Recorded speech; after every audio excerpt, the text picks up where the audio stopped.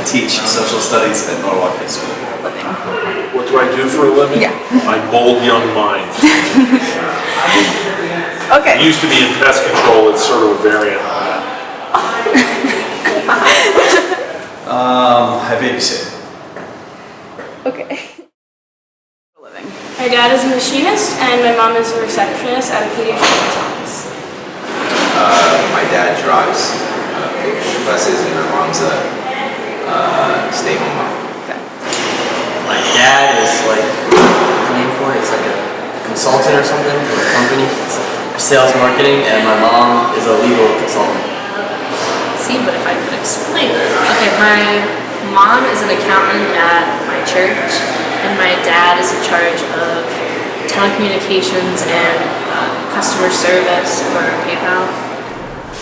My mother is a quality assurance employee at Pepperidge Farm. She works for a corporate company.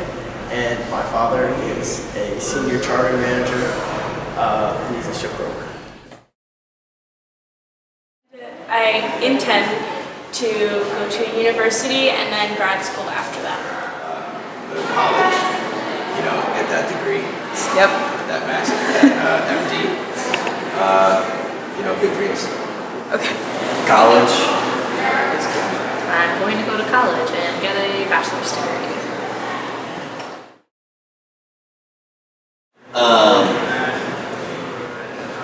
No.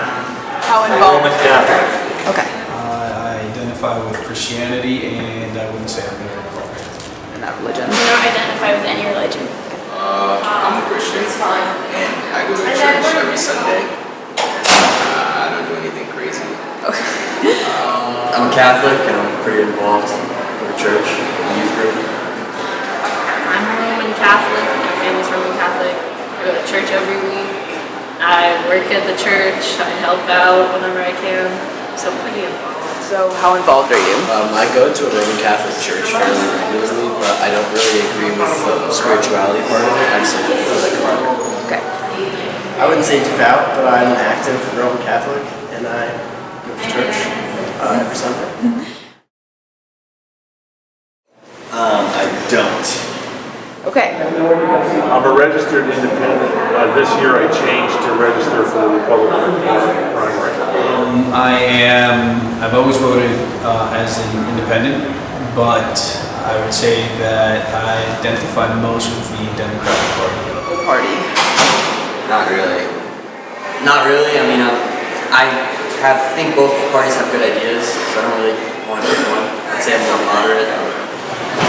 I cannot register with the party, but I would affiliate myself with the Democratic Party. Political party. Yes, I'm registered Republican. Okay. I don't really talk about who I vote for. If my choice is between Trump and Hillary or Trump and Bernie, I'd vote for Trump. Being that, this is a tough one. I definitely wouldn't vote for Trump. I would, and being that Hillary's the Democratic front runner, I'd have to see what other candidates there are, what other independent candidates come up. Bernie Sanders, but being that he probably will not get the nomination, it would probably be Hillary. Well, I hate Hillary. But I kind of like Bernie, but I don't like how much money he wants to take. I like the rich, but probably Trump. I like his policies. For Bernie Sanders. Gary Johnson. If Donald Trump receives the Republican ticket, or whoever gets on the Republican ticket, I'll go for it. I think Donald Trump is reflective of a much broader theme that's happening across the planet right now in a lot of countries, which is that governments aren't listening to people, and so they're not getting what they want. The people aren't getting what they want from the government. So you get a rising sense of nationalism, you get isolationism, and you get people who are able to come to power because they talk about issues that, whether right or wrong, people want to hear. Trump would get out on any talk show right in the morning and say something outlandish, and then the rest of the news just picks up on it for the rest of the day. So everyone's talking about him, whether that's good or bad. In the primary, I voted for Ted Cruz. Okay. So he was not my first choice. There's some problems with Donald Trump. The things that people object to and that I object to about him also is part of his strength.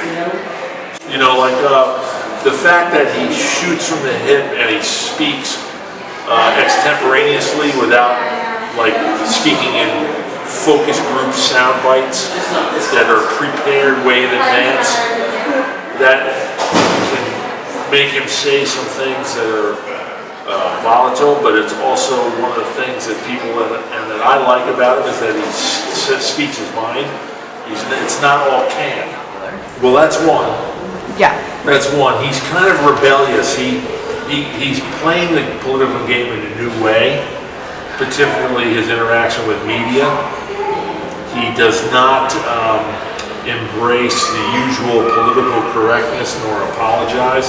And I recognize political correctness for what it is, which is a very institutionalized strategy of the political left. It comes from the Frankfurt School of Cultural Marxism.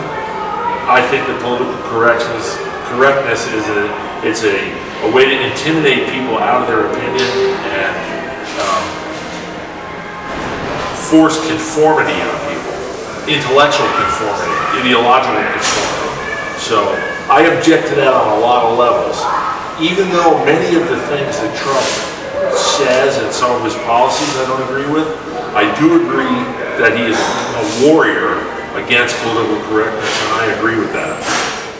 I don't think he is fit to be the leader of this country. I don't think he has any, well, he certainly doesn't have any political experience, and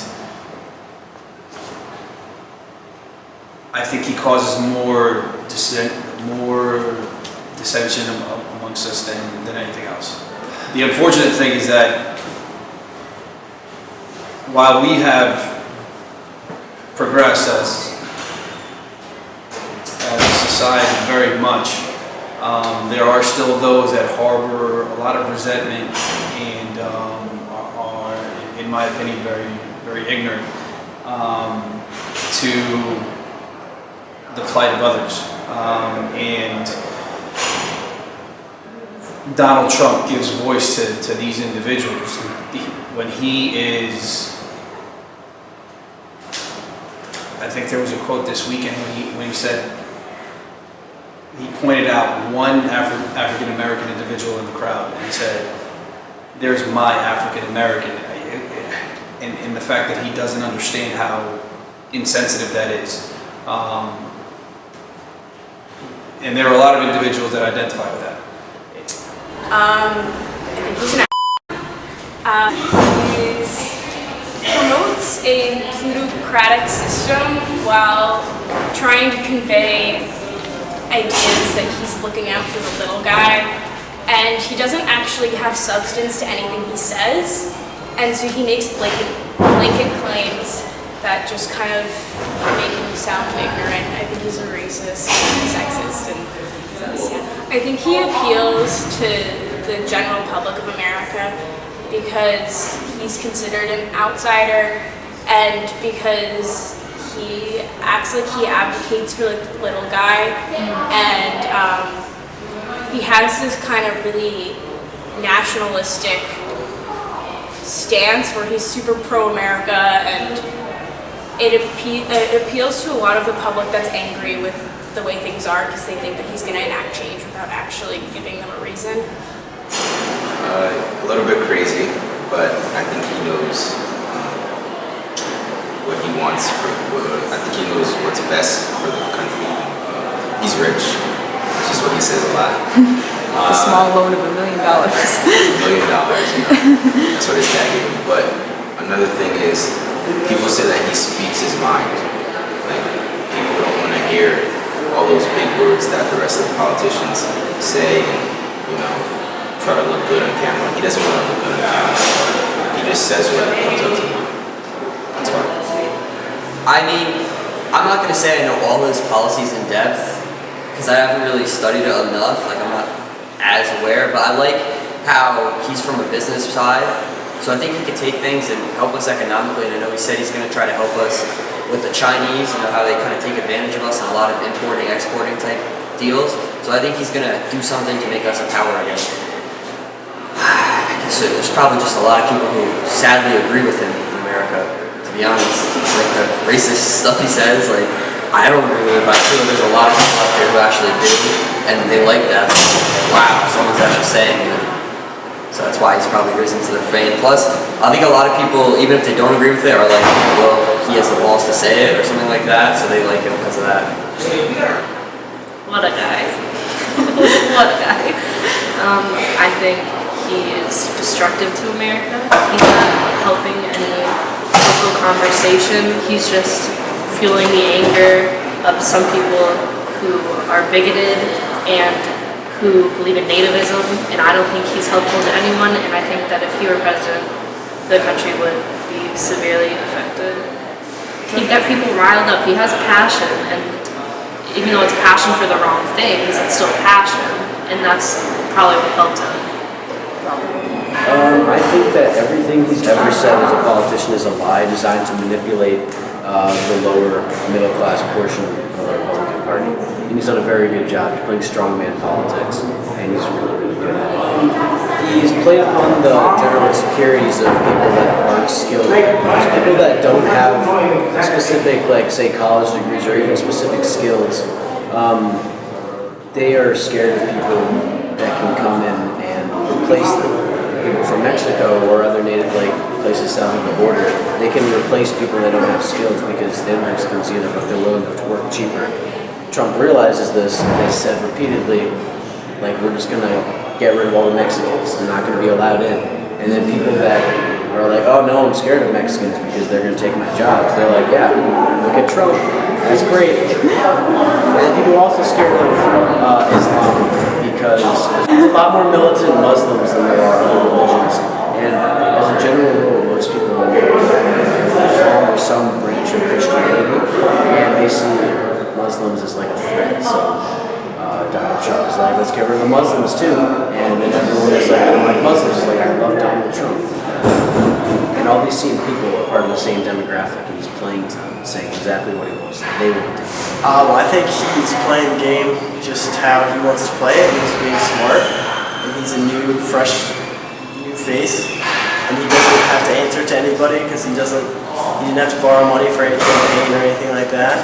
He can do what he sees right, and he's kind of crazy, but maybe that's what we need.